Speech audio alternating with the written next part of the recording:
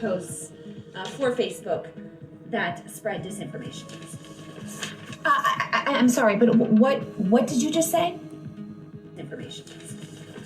I'm sorry, but what did you just say? Yes, I said we will be flagging problematic posts for Facebook that spread disinformation. So. Isn't that a violation of our First Amendment? I'm sorry, the First Amendment? Yeah, the First Amendment of our Constitution.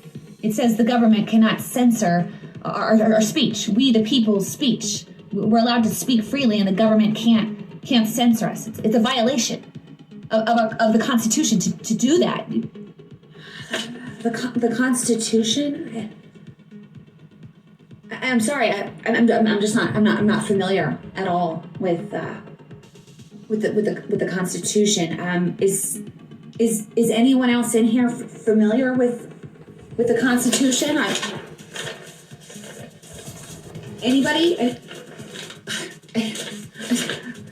That journalist better be careful, because she is awfully close at spreading some misinformation. Welcome back, beautiful and amazing human beings. This is Okudowski of WeAreChange.org. A lot of absolutely criminally insane news breaking right now, with over 50,000 prominent individuals being targets of a large Israeli intelligence agency connected spy group, which of course has some very huge implications, which we are predominantly going to be talking about in this video, as well as a follow-up to yesterday's video about the mass movement happening right now in France that, of course, a lot of people are not hearing about in the Western mainstream media. Gee, I wonder why. But before we get into that, plus a lot more, the clip that we played in the beginning of this video is by a conservative mama. That's, I guess, her Twitter name. I don't know much about this person, but her intro video is very entertaining. The link to her channel will, of course, be down below. And she brings up a good point about the 1984 double-think Orwellian society that we are living in, where the government is literally censoring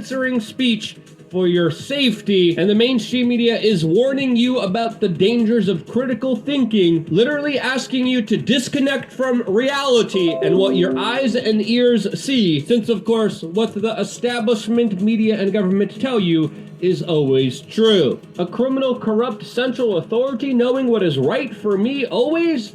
Yeah, that sounds great. Definitely not worth questioning at all, as of course we have waves of thought criminals hitting the streets all over the world, especially in France, as we documented in yesterday's videos. We got new videos, by the way, showing just a huge, astronomical amount of people that hit the streets all over France, protesting, of course, their latest draconian measures, which will punish people for trying to live their lives normally if they don't do what the government tells them to do, if they don't take a medical procedure that they want them to take. In response to these thought criminals, police officers responded with tear gas and pepper spray, assaulting some of these dangerous individuals who dare to think for themselves and are not happy that they would need government permission in order to enter a grocery store. And let's just say if they did enter the grocery store without getting permission from the government after jumping through the government hoops, they would face 6 months to a year in jail. That's the law that's being protested right now, which Emmanuel Macron is allegedly taking a major U-turn on after these major protests, announcing that some of the restrictions that he wanted to implement won't be implemented in response to these protests. People are calling this a very embarrassing U-turn. The rise of fake, counterfeit, quote, medical passes has also become very prominent in that country. And I do have to note that this U-turn by the Rothschild banker, French President Emmanuel Macron, in response to this protest is definitely worth covering, definitely worth talking about, since this highlights a lot of very important implications. Across the pond in the United Kingdom, they are now talking about how they want to implement their own kind of health medical passports, as the UK government is looking to implement similar measures that the French are now going back on that they previously wanted to implement. This as the UK just, quote, celebrated their Freedom Day which the mainstream media is running a lot of fear-mongering articles about. Freedom Day was supposed to be a day where a lot of the restrictions were being lifted and pulled. A lot of the restrictions and lockdowns that predominantly have benefited the billionaire super rich class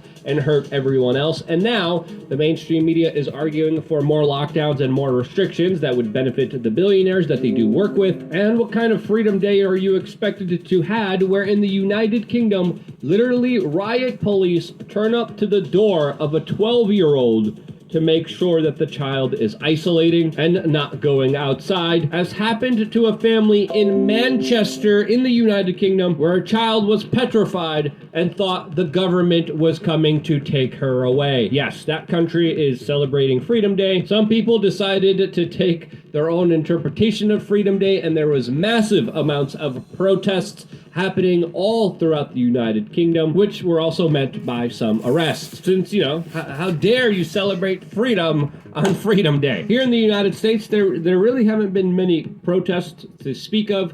There has been a $3 billion advertisement campaign paid for by American taxpayers, which is definitely worth noting in this scenario. Now, if you're looking for an escape or somewhere to go or somewhere to even get a second residency, by the way, you should check out relocatesafe.com. We have decided to work with this company. I heard great reviews about them for years now, and they are offering a free webinar about residency in Panama and Nicaragua coming up tomorrow, Tuesday, 12 p.m. Eastern. If you're interested in learning about ways of becoming an expat or having a second exit strategy, check out relocatesafe.com. The link, of course, is down below, and they might provide some information that could potentially help you. Also, got a big video coming for you on lukeuncensored.com later on today. This one's definitely going to be a doozy, and we're going to talk about all the hot button issues, all of them. There's new ones arising that, of course, we cannot talk about here. It's like almost every week there's a new category, there's a new list of words or issues or subjects that you just can't talk about here, and we're going to talk about them on lukeuncensored.com. On our secret platform away from prying eyes. In related prying eye news, we got the bombshell story of a new leak that highlighted how 50,000 prominent people were spied on by an Israeli intelligence contractor that hacked people's phones and was able to keep a prying eye on them, sharing sensitive private data and information to, of course, who knows who, but most likely the private bidder. The NSO Group, which again is a private intelligence agency from Israel, used spyware that was called Pegasus that has been found on many prominent people's cell phones, including staff of the Financial Times, CNN, the Associated Press, the Arab royal family, politicians around the world, and a lot of people that were close to the Washington Post journalist Jamal Khashoggi, who of course was assassinated by the Saudis. An editor of the Financial Times, who was a target for the United Arab Emirates, was also on the list. And with all the news about Russian hacking, today we finally have confirmation of very serious hacking, of very serious security concerns, civil liberties concerns, and concerns dealing with the top echelons of national security. And it wasn't Russia. It was Israel and their private companies that they work with that were responsible for it. Edward Snowden has called this, quote, the leak that is going to be the story of the year. This was, again, a very successful hack by this Israeli company that was able to use malware without many of the people who were being spied on to even be able to detect it on their phone, that was able to extract messages, photos, emails, record phone calls, and secretly activate microphones even when the phone was not being used. Now, the Israeli company said that this software was developed to go against the bad people in this world, to go capture criminals, but in reality, activists, journalists, and politicians were targeted here, not criminals at all, which shows you how often does the intelligence apparatus say that they're fighting crime, when in reality, they're using that as an excuse to empower, enrich, and embolden themselves with information domination. This is absolutely insane. There should be a huge international investigation, especially from the United States, about what actually was happening here. So far, the Biden administration is silent about this particular topic, and instead of addressing this, Biden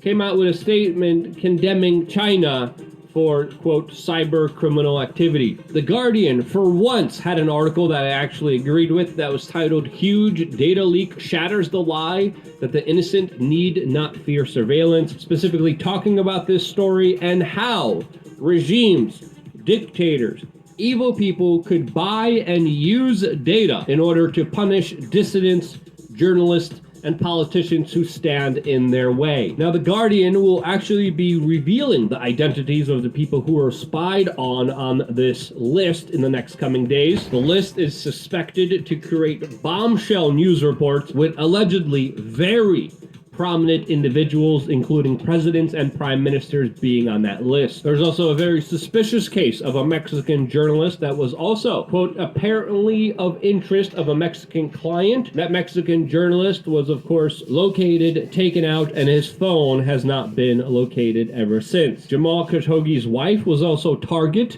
of this spying operation before the assassination of Jamal Khashoggi, which raises some very serious implications to just how widely available this cell phone data was available to potentially whoever wanted it. I definitely don't think that this is the end of this story. I think there's going to be some very serious implications because of it. We, of course, are going to be following it very closely, but wow. And the fact that the U.S. establishment, mainstream media, the Biden administration is not up in arms here, really does raise some alarms here, which I think could potentially play on some larger conflict of interest here that deserves to be talked about. Again, I got a lot more to say. There's a lot more in the news. A lot of it I can't say. I'm going to keep saying it on LukeUncensored.com, and I'll be focusing a lot of my attention on specifically that platform. It's an honor and pleasure